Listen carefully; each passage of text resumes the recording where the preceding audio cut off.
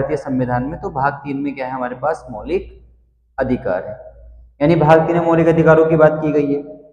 दूसरी बात यह है कि भाग 3 में जो मौलिक अधिकार हैं ये कौन से आर्टिकल से कौन से आर्टिकल तक मेंशन किए गए हैं, तो आपको पता है, पहले भी बताया था, आर्टिकल 12 से 35 तक, यानी आर्टिकल 12 से 35 तक भारतीय संविधान में मौलिक अधिकारों का प्रावधान किया गया है। ठीक, दूसरा क्वेश्चन क्या बनेगा कि भारतीय संविधान के कौन से भाग में मौलिक अधिकारों का प्रावधान किया गया है, तो भाग 3, और अनुच्छेद कहां से कहां तक है, तो भाग 3 में अनुच्छेद 12 से 35 तक किए गए हैं।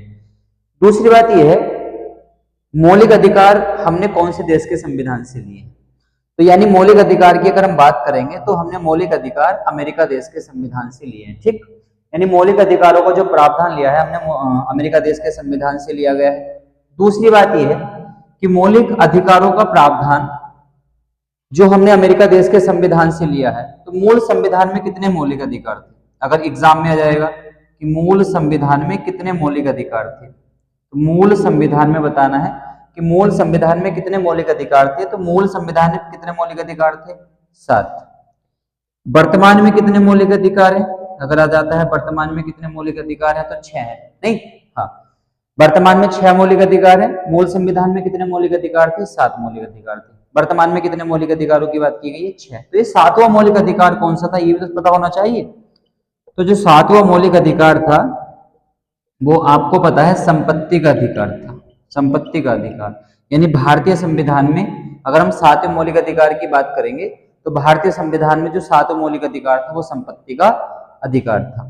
इस संपत्ति के अधिकार को कब हटाया गया, तो एक क्वेश्चन आपके एग्जाम में ये पड़ जाएगा, 44वां संविधान संशोधन 1978, यानी 44वां संविधान संशोधन अधिनियम 1978 के द्वारा, 44 अमेंडमेंट 1978, 44वां संविधान संशोधन अधिनियम 1978 के द्वारा मूल संविधान में से संपत्ति के अधिकार को हटा दिया गया, जो अब एक प्रकार का क्या बना दिया, कानूनी अधिकार बना दिया है। तो मूल संविधान में कितने मौलिक अधिकार थे, 7, वर्तमान में कितने, 6।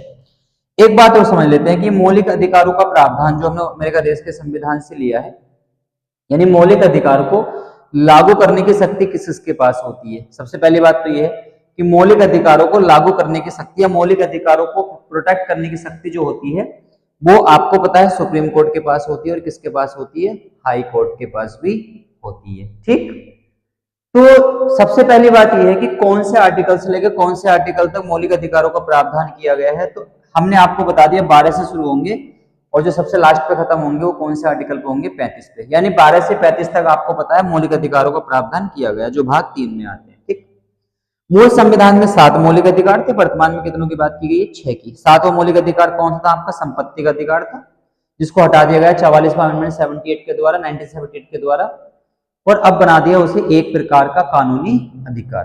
ठीक, जो वर्तमान में अब कितने मौलिक अधिकार रह गए हमारे पास, केवल 6 मौलिक अधिकार रह गए हैं। अगर एग्जाम में क्वेश्चन आता है कि मौलिक अधिकारों का संरक्षक किसको कहा जाता है, गार्जियन किसको कहा जाता है, तो सुप्रीम कोर्ट और हाई कोर्ट को कहा जाता है। ठीक है।